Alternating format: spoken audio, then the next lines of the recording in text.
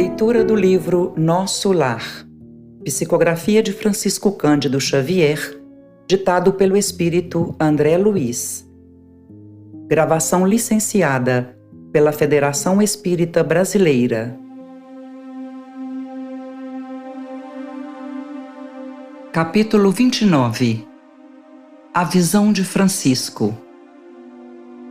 Enquanto Narcisa consolava o doente aflito, fui informado de que me chamavam ao aparelho de comunicações urbanas. Era a senhora Laura que pedia notícias. De fato, esquecera-me de avisá-la sobre as deliberações de serviço noturno. Pedi desculpas à minha benfeitora e forneci rápido relatório verbal da nova situação. Através do fio, a genitora de Lísias parecia exultar, compartilhando meu justo contentamento. Ao termo de nossa ligeira conversa, disse bondosa: "Muito bem, meu filho, apaixone-se pelo seu trabalho, embriague-se de serviço útil. Somente assim atenderemos à nossa edificação eterna. Lembre-se, porém, que esta casa também lhe pertence." Aquelas palavras encheram-me de nobres estímulos. Regressando ao contato direto com os enfermos, notei Narcisa a lutar heroicamente por acalmar um rapaz que revelava singulares distúrbios. Procurei ajudá-la. O pobrezinho, de olhos perdidos no espaço, gritava espantadiço: "Acuda-me, por amor de Deus! Tenho medo, medo!" E, olhar esgazeado dos que experimentam profundas sensações de pavor, acentuava: "Irmã Narcisa! Lá vem ele, o monstro, sinto os vermes novamente. Ele! Livre-me dele, irmã, não quero. Calma, Francisco, pedia a companheira dos infortunados. Você vai libertar-se, ganhar muita serenidade e alegria, mas depende do seu esforço. Faça de conta que a sua mente é uma esponja embebida em vinagre. É necessário expelir a substância azeda. Ajudá-lo-ei a fazê-lo, mas o trabalho mais intenso cabe a você mesmo." O doente mostrava boa vontade, acalmava-se enquanto ouvia os conceitos carinhosos, mas volvia a mesma palidez de antes, prorrompendo em novas exclamações. "Mas, irmã, repare bem, ele não me deixa. Já voltou a atormentar-me. Veja!"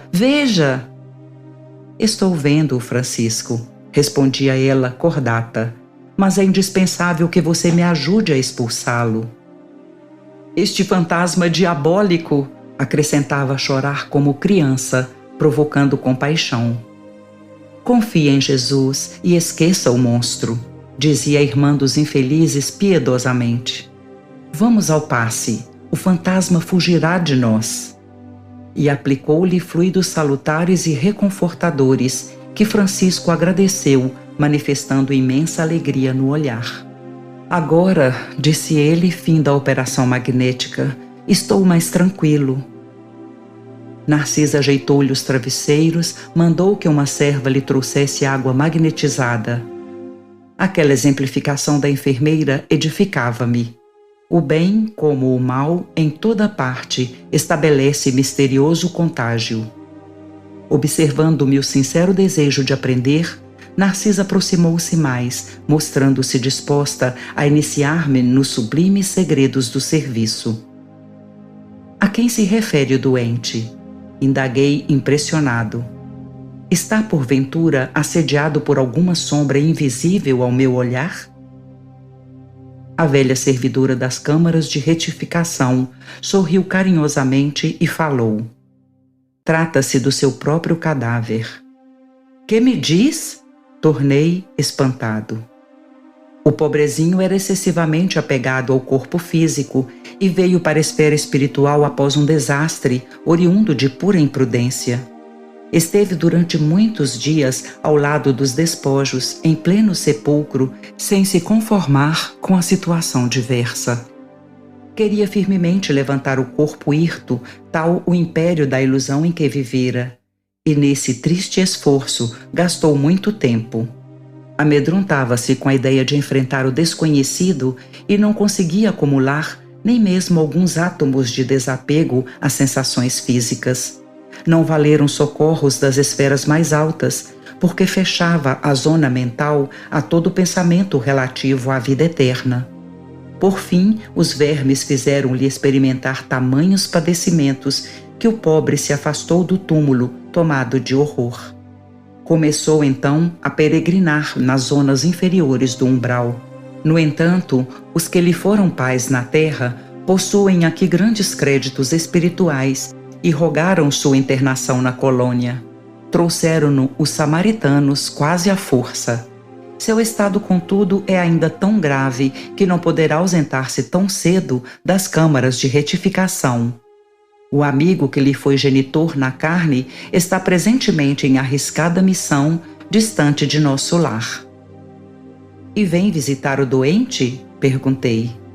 Já veio 2 vezes e experimentei grande comoção observando-lhe o sofrimento discreto. Tamanha é a perturbação do rapaz que não reconheceu o pai generoso e dedicado. Gritava aflito, mostrando a demência dolorosa. O genitor, que veio vê-lo em companhia do ministro Pádua, do Ministério da Comunicação, pareceu muito superior à condição humana, enquanto se encontrava com um nobre amigo que obtivera hospitalidade para o filho infeliz. Demoraram-se bastante comentando a situação espiritual dos recém-chegados dos círculos carnais. Mas, quando o ministro Pádua se retirou, compelido por circunstâncias de serviço, o pai do rapaz me pediu lhe perdoasse o gesto humano e ajoelhou-se diante do enfermo. Tomou-lhe as mãos, ansioso, como se estivesse a transmitir vigorosos fluidos vitais, e beijou-lhe a face, chorando copiosamente. Não pude conter as lágrimas e retirei-me, deixando-os a sós. Não sei o que se passou em seguida entre ambos, mas notei que Francisco, desde esse dia, melhorou bastante. A demência total reduziu-se a crises que são agora cada vez mais espaçadas. Como tudo isso comove! Exclamei sob forte impressão. Entretanto, como pode a imagem do cadáver persegui-lo? A visão de Francisco, esclareceu a velhinha atenciosa, é o pesadelo de muitos espíritos depois da morte carnal. Apegam-se demasiadamente ao corpo, não enxergam outra coisa, nem vivem senão dele e para ele, votando-lhe verdadeiro culto. E, vindo o sopro renovador, não o abandonam. Repelem quaisquer ideias de espiritualidade e lutam desesperadamente pelo conservar. Surgem, no entanto, os vermes vorazes e os expulsam. A essa altura, horrorizam-se do corpo e adotam nova atitude extremista. A visão do cadáver, porém, como forte criação mental deles mesmos, atormenta-os no imo da alma.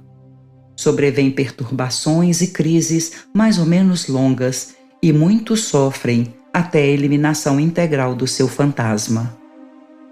Notando-me a comoção, Narcisa acrescentou: graças ao Pai, venho aproveitando bastante nesses últimos anos de serviço. Ah, como é profundo o sono espiritual da maioria de nossos irmãos na carne. Isto, porém, deve preocupar-nos, mas não deve ferir-nos. A crisálida cola-se à matéria inerte, mas a borboleta alçará o voo. A semente é quase imperceptível e, no entanto, o carvalho será um gigante. A flor morta volve à terra, mas o perfume vive no céu. Todo embrião de vida parece dormir. Não devemos esquecer essas lições. E Narcisa calou-se, sem que me atrevesse a interromper-lhe o silêncio.